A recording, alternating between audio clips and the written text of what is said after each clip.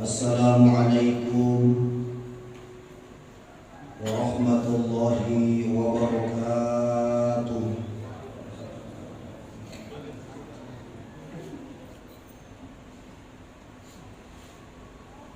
Alhamdulillah, alhamdulillahi rabbil alamin. Hamdan syakirin, hamdan na'imin, hamdan yuwafi ni'mahu wa yukafi'u mazidah. Ya Rabbana lakal hamdu kama yanbaghi li jalali wajhikal karim wa 'azimi sultanik. Asyhadu an la ilaha illallah wahdahu la syarika lah, wa asyhadu anna Muhammadan 'abduhu wa rasuluhu la nabiyya ba'dahu. Allahumma shalli ala sayyidina Muhammad wa ala alihi wa ashabihi wa man tabi'ahum bi ihsanin ila yaumiddin. Amma ba'd. Qala Allah subhanahu wa ta'ala fi kitabihil karim wa huwa asdaqul qailin. A'udzu billahi minasy syaithanir rajim. Bismillahirrahmanirrahim. Inna Allah wa malaikatahu yusholluna 'alan nabi. Ya ayyuhalladzina amanu shollu 'alaihi wa sallimu taslima. Shadaqallahul 'azim wa ballagha rasuluhun nabiyul karim wa nahnu 'ala dzalika minasy syahidin wasyakirin. Walhamdulillahi rabbil alamin. Ma'asyiral muslimin dan muslimat, sidang jamaah subuh yang dimuliakan dan dirahmati Allah Subhanahu wa ta'ala. Alhamdulillah wa syukurillah, di subuh yang berbahagia ini nikmat yang sangat luar biasa yang Allah karuniakan kepada kita. Nikmat kesehatan, nikmat kesempatan, yang paling penting adalah nikmat keimanan, sehingga kita mampu melangkahkan kaki untuk hadir di tempat ini. Tentu tidak ada yang kita harapkan kecuali mengharapkan ridho rahmat Allah Subhanahu wa ta'ala. Mudah-mudahan kita termasuk orang yang beruntung mendapatkan kemudahan di muka bumi ini, terlebih-lebih di akhirat kelak insyaallah. Salawat dan salam senantiasa kita peruntukkan kepada seseorang yang mulia bukan karena pangkatnya, bukan karena hartanya, bukan karena status sosialnya, tapi beliau mulia karena akhlaknya, yakni baginda Nabi besar Muhammad sallallahu alaihi wasallam. Mudah-mudahan kelak di akhirat kita bisa mendapatkan syafaat Nabi sallallahu alaihi wasallam. Ma'asyiral muslimin dan muslimat, sidang jamaah subuh yang berbahagia. Ketika Nabi kita Nabi Muhammad sallallahu alaihi wasallam ingin wafat, maka yang selalu disebut oleh Nabi adalah ummati. Yang dia risaukan adalah umatnya, bukan keluarganya yang dia panggil, bukan hartanya yang dia pikirkan, tetapi yang dipikirkan oleh Nabi, umatku ya Jibril, umatku bagaimana umatku. Ini pertanda bagaimana Rasulullah sangat cinta kepada kita umatnya. Inilah yang membuat Nabi Musa alaihissalam sangat berkeinginan menjadi umat di Nabi Muhammad sallallahu alaihi wasallam. Kenapa? Karena ada keistimewaan yang diberikan kepada umat Nabi Muhammad yang tidak diberikan kepada umat yang lain. Pasti kita paham dan mengerti bahwa tidak masuk surga umat terdahulu sebelum umatnya Nabi Muhammad masuk ke dalam surganya Allah Subhanahu wa taala. Bahkan dalam sebuah riwayat Nabi Adam saja itu menghadap sama Allah Subhanahu wa taala dengan ada alasan. Ya Allah, kenapa saya kasihan satu kali saja berbuat kesalahan di dalam surga? Kenapa Engkau mengeluarkan saya dari nikmat ini, ya Allah? Sedangkan umat Nabi Muhammad sallallahu alaihi wasallam, bahkan Muhammad beserta dengan umatnya, yang penting dia pernah bersyahadat, maka pada dasarnya dia akan dimasukkan ke dalam surga. Ya Allah, sekali saja saya berbuat salah, berbuat khilaf di dalam surga, baru Engkau ampuni kesalahanku ketika saya taubat di dekatnya Ka'bah.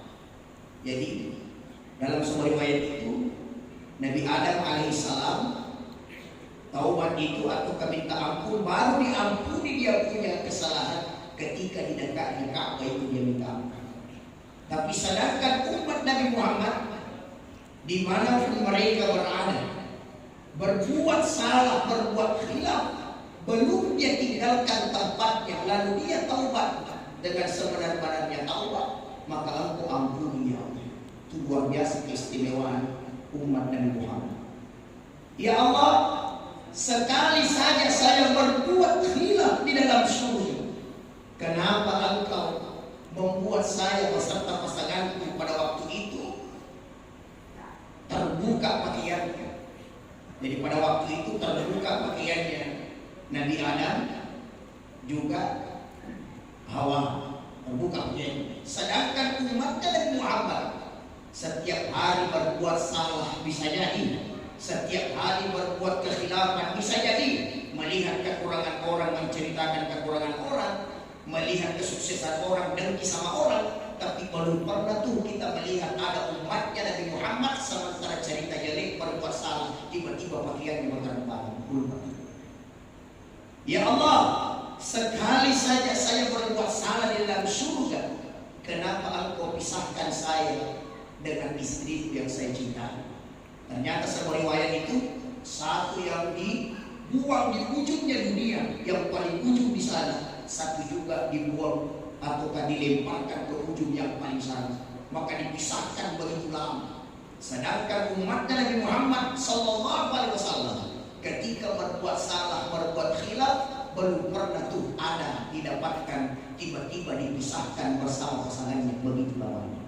Inilah keistimewaan yang dimiliki oleh umat Nabi Muhammad sallallahu alaihi wasallam.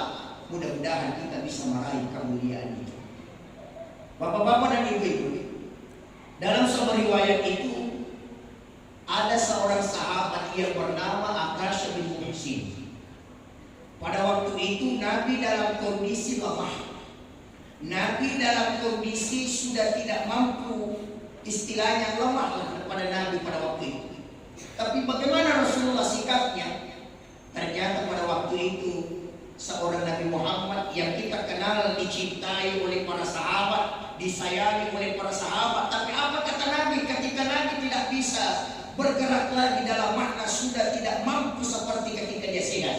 Apa ungkapan Rasulullah SAW? Wahai sahabatku, hari ini saya mulai tidak seperti kemarin-kemarin. Saya mau bertanya kepada seluruh sahabatku, jangan sampai di antara kalian ada yang pernah saya sakiti.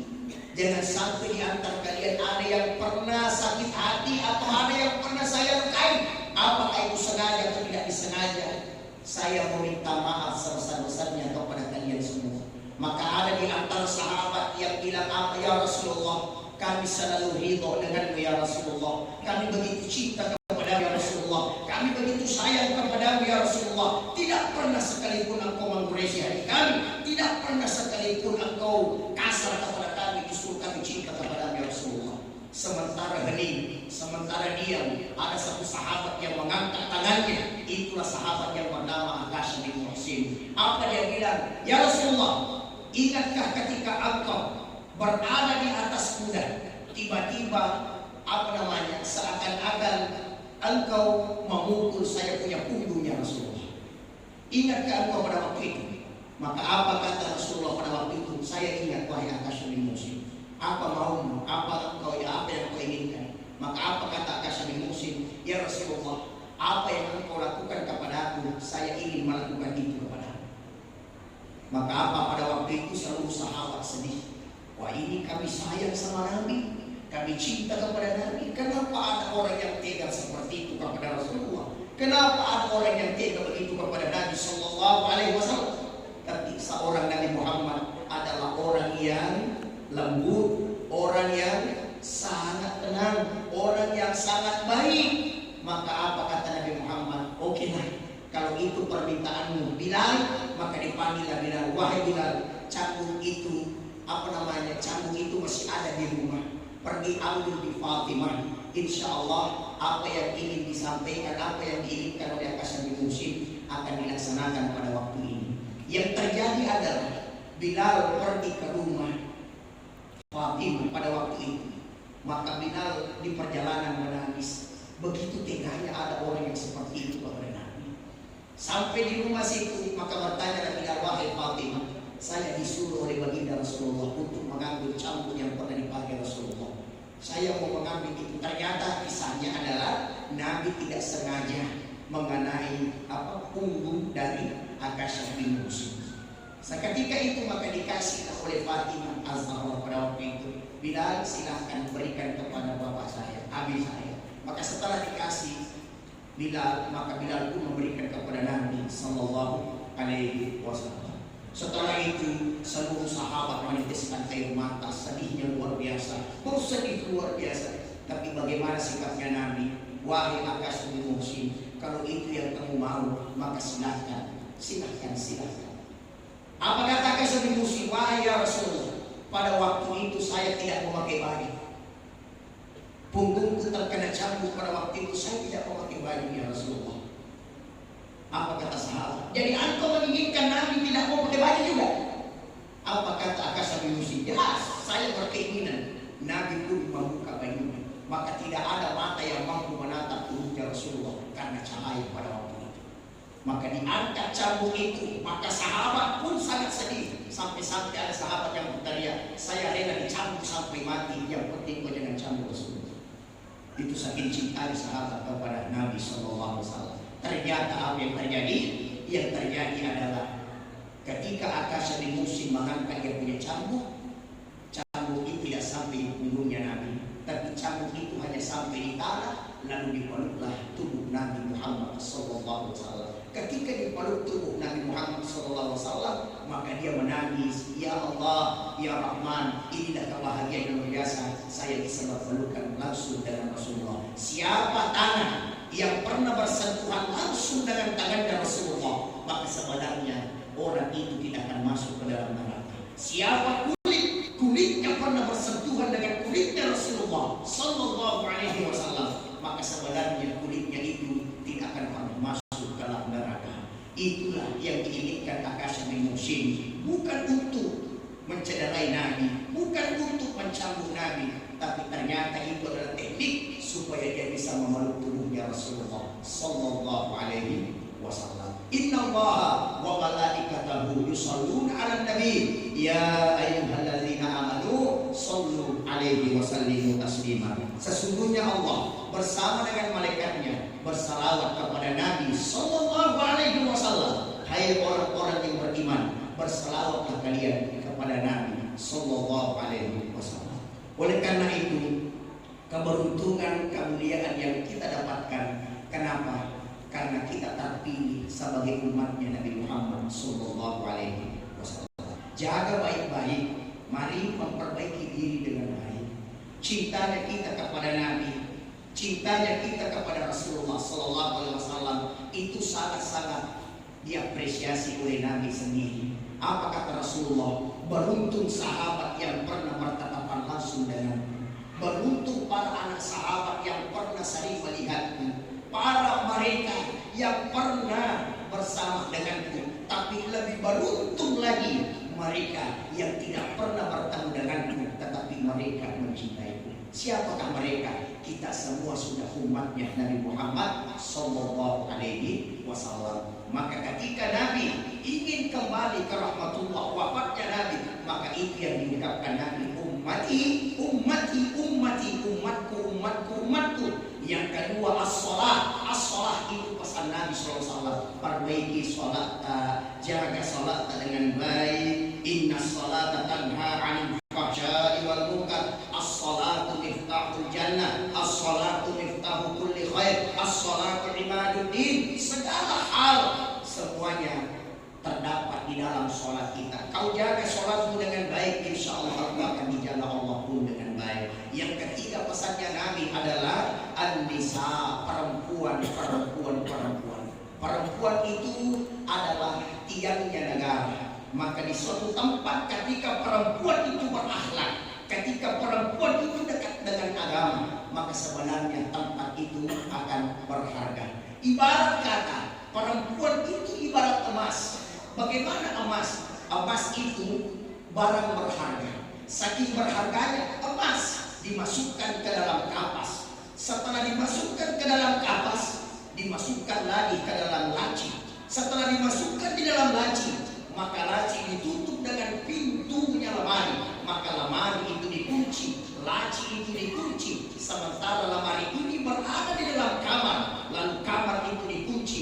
Dan kamar ini berada dalam rumah, lalu rumah itu dikunci. Setelah rumah dikunci, maka pagar pun ikut dikunci. Maka sebenarnya wanita dikunci, dikunci, dikunci, dikunci, dikunci. Saking berharganya wanita, tapi mereka tidak memahami dirinya bahwa saya adalah orang yang berharga. Maka itu pesan Nabi an-nisa, kau jaga baik-baik wanita. Laki-laki, perbaiki sikapmu menghadapi wanita. Jaga baik-baik wanita. Kenapa? Karena terus terang, saking cintanya, saking luar biasanya Nabi memperjuangkan wanita.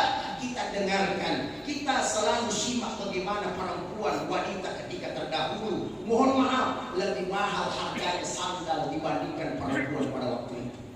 Lebih tinggi harganya yang namanya sesuatu yang tidak berharga dibandingkan wanita pada waktu itu. Dulu orang malu kalau memiliki anak wanita. Sampai-sampai sejarah membuktikan kalau orang melahirkan wanita pada waktu itu, maka dia kubur hidup-hidup anaknya kalau dia seorang wanita. Tapi semenjak hadirnya Nabi, semenjak datangnya Rasulullah, maka ternyata harkat martabat wanita itu tinggi, berharga, mulia. Saking mulianya, ada surah An-Nisa, tidak ada surah Al-Rijal. Coba ditampilkan. Ada tidak surah An-Nisa? Ada.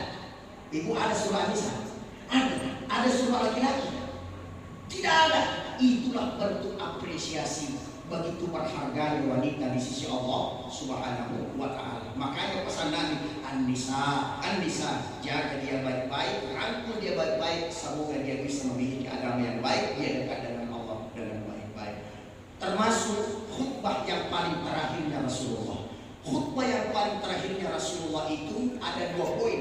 Yang pertama, Nabi mengatakan, hai sekalian penduduk, hai sekalian manusia, kamu jangan mengambil hak yang bukan haknya. Itu khutbah terakhir Rasulullah. Kamu jangan mengambil hak yang bukan hakmu. Kamu jangan memakan sesuatu yang bukan milikmu. Itu pesannya Nabi SAW. Terutama yang sangat-sangat disampaikan oleh Nabi, jangan sampai engkau memakan harta anak yatim, tapi kamu tidak sadar ini adalah haknya anak yatim. Yang kedua, pesannya Nabi di akhir khutbah Rasulullah. Apa itu pesannya Rasulullah? Rasulullah SAW mengatakan, perbaiki ukhuwah kalian, perbaiki persatuan kalian, perbaiki ukhuwah kalian, perbaiki persatuan kalian. Yadullahi fawqal jamaah. Sebenarnya turunnya rahmat Allah itu apabila kalian bisa berjamaah dengan baik, ukhuwah dijaga dengan baik, silaturahim dijaga dengan baik. Qul in kuntum tuhibbunallah fattabi'uni yuhibbukumullah wa yaghfir lakum dzunubakum wallahu ghafurur rahim. Katakanlah, jika kamu mencintai Allah, ikutilah aku, kata ungkapan itu. Artinya ketika engkau mengatakan cinta kepada Allah, maka ikutilah baginda Nabi sallallahu alaihi wasallam, niscaya Allah mencintaimu dan mengampuni dosa-dosamu. Allah Maha Pengampun lagi Maha Penyayang kepada kita semua. Mudah-mudahan kita menjadi orang yang beruntung insyaallah. Di akhirat kelak kita bisa mendapatkan syafaat baginda Rasulullah Sallallahu Alaihi Wasallam. Mudah-mudahan apa yang senantiasa kita lakukan setiap hari, mudah-mudahan yang kita lakukan itu tak ada niat, tak ada tujuan kita kecuali mengharapkan ridhonya Allah Subhanahu wa taala, mengharapkan rahmatnya Allah Subhanahu wa taala. Mohon maaf atas segala kekhilafan, mohon maaf atas segala kekurangan. Apa yang saya sampaikan semata-mata demi kebaikan kita semua.